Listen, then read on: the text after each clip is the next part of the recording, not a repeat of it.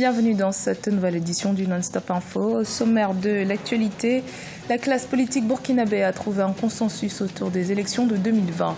Une conclusion positive du dialogue national initié par le gouvernement qui s'est achevé le 22 juillet après une semaine de débats et d'échanges. Le PDG du groupe marocain Attijari Wafa Bank, décoré en Côte d'Ivoire, Mohamed El Kettani, a été élevé au grade de commandeur de l'Ordre national de Côte d'Ivoire par la grande chancelière de l'Ordre national, Henriette Dagri. Et puis, face à l'insécurité engendrée par la violence des gangs dans la ville du Cap en Afrique du Sud, les communautés s'organisent tant bien que mal pour se protéger. C'est dans ce contexte que le projet Bus à pied est né pour escorter les enfants des quartiers du Cap à l'école. Mais tout d'abord, une explosion est survenue dans les locaux de la mairie de Mogadiscio en Somalie ce mercredi 24 juillet. Le maire de la capitale, Abdirahman Omar Osman, a été blessé dans l'explosion ainsi que 5 autres personnes. On fait également état de 6 morts. Mogadiscio est régulièrement la cible d'attentats des militants islamistes Shebab affiliés à Al-Qaïda. Le dialogue politique initié par le président du Burkina Faso, Roch-Marc Christian Kaboré, s'est achevé ce lundi 22 juillet sur une note de consensus. Consensus sur le maintien du calendrier électoral qui prévoit des élections couplées présidentielles et législatives en 2020. Le respect strict du calendrier électoral, qui d'ailleurs reste inchangé, sera observé. Par ailleurs, la quarantaine de partis de la majorité présidentielle et de l'opposition ont fait des recommandations sur plusieurs problématiques sécuritaires et juridiques. Les précisions dans ce reportage de notre correspondant Jean-Paul Ouidraogo. Le maintien des horaires du scrutin de 6h à 18h et du calendrier électoral de 2020, la prise en compte de la situation des déplacés dans les élections, le maintien en vigueur de la carte électorale de façon transitoire jusqu'en 2021, la compilation manuelle et électronique des résultats du vote et leur remise instantanée par Vessat Alasseni, ainsi qu'aux représentants des composantes, l'annonce des résultats commune par commune, ce sont entre autres positions qui ont fait l'objet de consensus à ce dialogue politique. C'est ensemble que nous devons tenir ce pari, de permettre à notre peuple de poursuivre son combat et de consolider ses acquis démocratiques à travers des élections ouvertes et transparentes. Au regard de la volonté des composantes de sauver les fondements de la nation, toutes les préoccupations ont quasiment été prises en compte à ce dialogue, à l'exception de la question de l'utilisation de la carte consulaire comme document d'enrôlement et de votation pour les Burkinabés de l'étranger. Au terme des travaux, l'opposition politique a salué l'esprit de dialogue qui a prévalu entre les parties prenantes. Les travaux se sont déroulés en tout cas dans une très bonne ambiance, comme dit quelqu'un qui l'eût cru. Dans une très bonne ambiance non seulement au niveau des deux composantes, mais dans une très belle ambiance au niveau des coprésidents, parce que là aussi, qui l'eût cru. Les autres sujets non moins pertinents, à l'instar de la situation sécuritaire nationale, la réconciliation et la relance économique, continueront d'alimenter les échanges entre composantes. Des propositions issues de ces assises permettront de trouver des solutions aux problèmes du pays, foi des participants.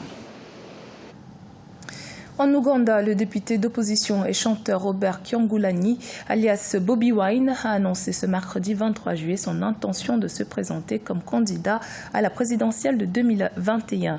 Ces derniers mois, les autorités l'ont à plusieurs reprises empêché de se produire en public. Cette candidature est donc un défi, comme l'a annoncé le député de 31 ans, lancé au président Yoweri Museveni, à la tête du pays depuis 1986. Le président du groupe Attijari Wafa Bank, Mohamed El Kettani, a été fait lundi 22 juillet à Abidjan, commandeur de l'Ordre national de Côte d'Ivoire. Une distinction qui, selon un communiqué du groupe, est une reconnaissance de l'engagement du groupe Attijari Wafa Bank et de M. El Kettani pour la consolidation des relations maroco-ivoiriennes et pour le renforcement de la coopération sud-sud de manière générale. Reportage de notre correspondant Olivier Connor. Reconnaissance de la Côte d'Ivoire à M. Mohamed El Kettani, président directeur général du groupe marocain Attijari Wafa Bank. Il a été fait commandeur dans l'Ordre national de Côte d'Ivoire par la grande chancelière Henriette Dagri Diabaté. Cette distinction marque l'excellence des relations entre la Côte d'Ivoire et le royaume chérifien. Selon M. El Kettani, c'est à l'instigation de Sa Majesté Mohamed VI qu'Attijari Wafa Bank s'est investi dans le développement de la Côte d'Ivoire via sa filiale la CIB, Société ivoirienne de banque.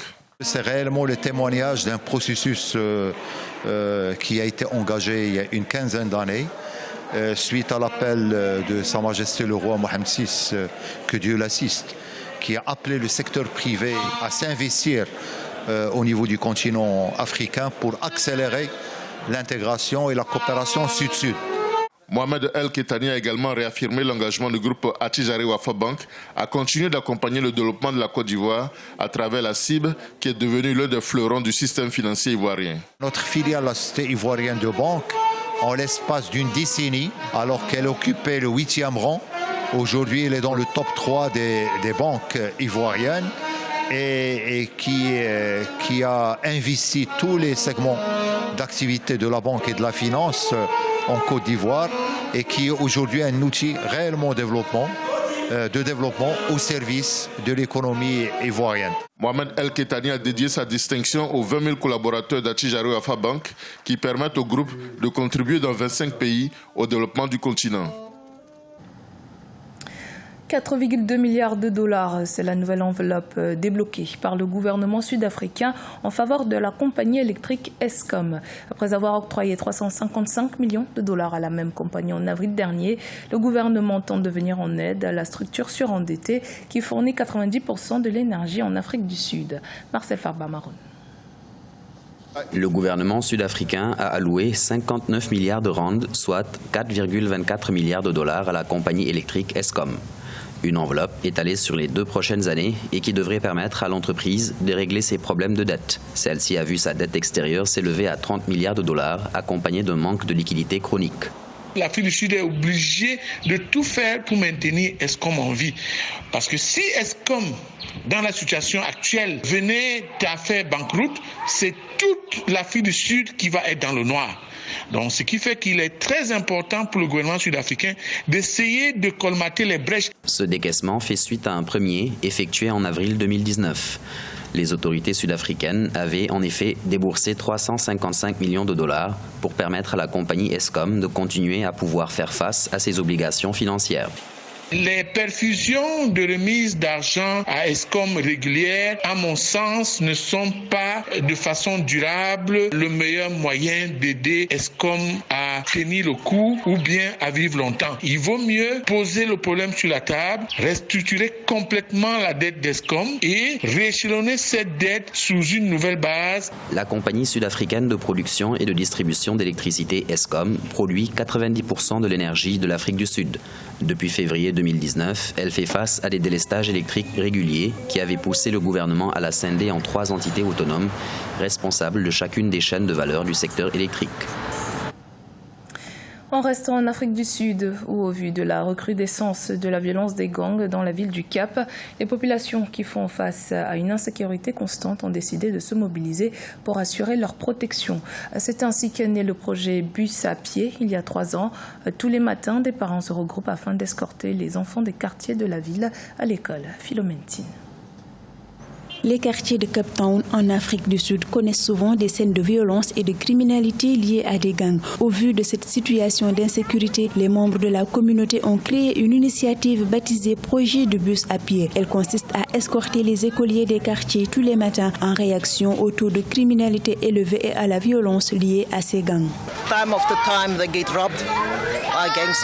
Ils se font agresser par des gangsters, ils se font voler leur téléphone, mais les bus pédestres de nos enfants sont toujours là pour les aider. De nombreux cas ont été signalés au service de police sud-africaine à cause de ces vols. Mais ils ont fait un travail formidable jusqu'à présent. Ils ont vraiment secouru ces enfants. Ils aident les enfants et sont là pour les accompagner, les escortent jusqu'à des endroits sûrs. Pour restaurer la sécurité dans les quartiers de Cape Town, des mesures ont été prises par les autorités. À cet effet, des bénévoles de l'autobus pédestre ont été répartis dans diverses municipalités, sans oublier le déploiement récent des forces de l'ordre pour patrouiller dans les zones à risque. La criminalité est très élevée dans notre région. Nous nous sommes habitués à voir des gens se faire tirer dessus dans notre communauté et nous apprenons l'habitude de voir des gens qui ont été abattus couchés dans la rue. Maintenant, les coordinateurs de projets d'autobus pédestres s'arrangent à ce que les enfants n'aillent pas là-bas, qu'ils n'aillent pas regarder, qu'ils ne voient pas ces scénarios. Le projet de bus à pied s'est étendu à 95 zones autour de la ville de Cape Town et d'autres zones sont prévues dans les mois à venir. Toutefois, il souffre d'un manque de ressources financières. C'était le journal de la rédaction. Merci de votre fidélité. Dans un instant, une nouvelle édition de l'actualité sur Africa 24.